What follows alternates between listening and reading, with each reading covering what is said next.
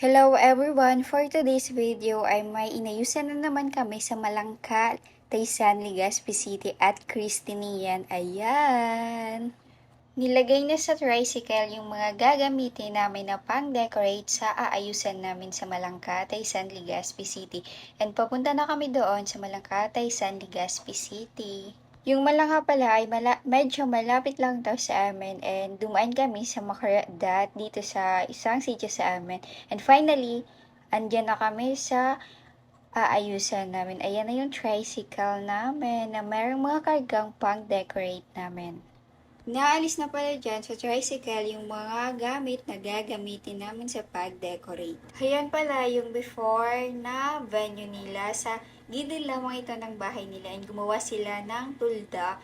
Yan yung before na wala pang kaayos sa ayos. And mamaya makikita nyo dyan yung after ng pag-decorate namin. Yung panel board pala na isa ay binabalutan na namin dyan ng Gina cloth na aqua blue since yung bibinyagan ay lalaki. Kaya aqua blue yung napili ng modern na color. Ayan. Yung dala pala naming panel boards ay dalawa. Yung isa ay yung binalutan namin at yan na isa na merong butas sa gitna. Mamaya babalutan pa yan ng Gina cloth na aqua blue. By the way, the materials that we used are syempre yan na balloon pump, mga panel boards, yung dalawang panel boards, yung isa na walang butas at yung may butas na panel board. Syempre, may Gina cloth kami na pang ceiling at yan na aqua blue na Gina cloth. And meron din kami yung pang table skirting na satin cloth.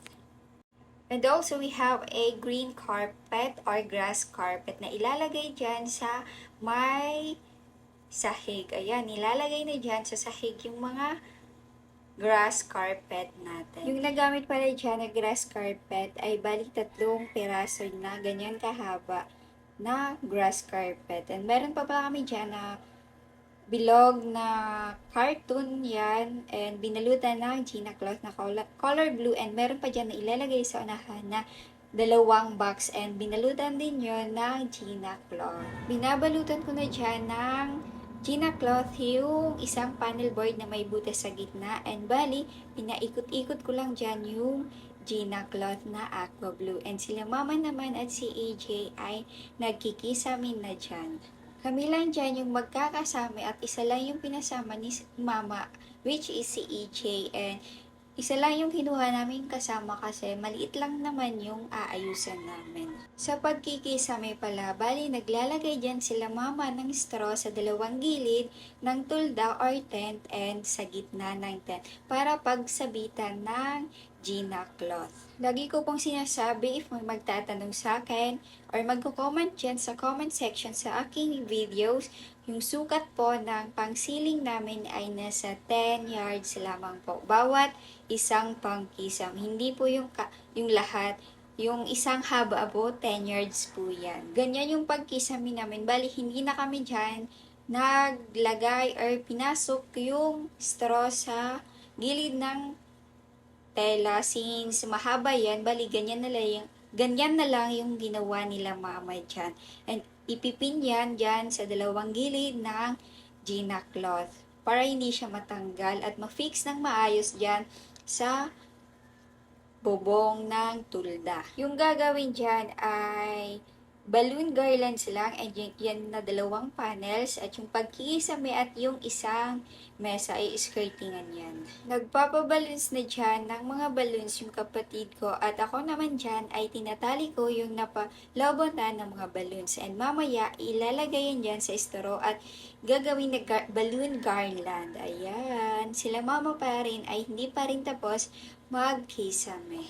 Ang sukat pala ng mga balloons ay 10, 12 po. And yung color pala niyan ay aqua blue, gray, and white. Kasi yan yung sabi ng client na ganyan yung color na gusto niya. Una namin dyan na pinalobo ay yung white and aqua blue. And ibabalon garland dyan na panlagay dyan sa isang panel board na merong butas sa gitna. Ayan, nilalagay na dyan yung mga napaballoons namin. Mag-a-ask kayo if paano yan na balloon garland na mga balloons. Gumamit po kami dyan ng straw and kung gusto nyong matuto, meron akong pinakita kung paano yung paglagay sa estero yung video ko or yung recent video ko na Paw Patrol Team Birthday. Meron ako doon, pinakita ko yung pag-balloon garland namin gamit yung straw. So, i-watch nyo na lang. Nilalagay na pala dyan yung mga maliliit na balloons na pinalobo namin dyan sa na balloon garland na ayan.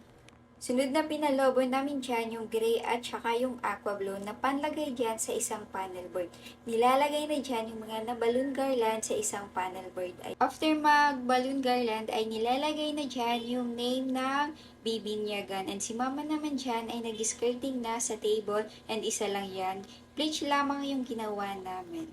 After ng ilang oras ng pag-aayos, na tapos na naman yung de-decorate namin. Ayan yung table, yung backdrop na inayusan namin, ayan na yung result ng pag-decorate namin. Kayo nang humusga if nagandahan nyo or ano yung naging outcome namin sa pag-decorate namin. Makikita nyo naman sa video ko yung before and after. If you are interested na magpa-decorate sa amin, you can send a DM sa aming Facebook page na RCNTST Party Creation.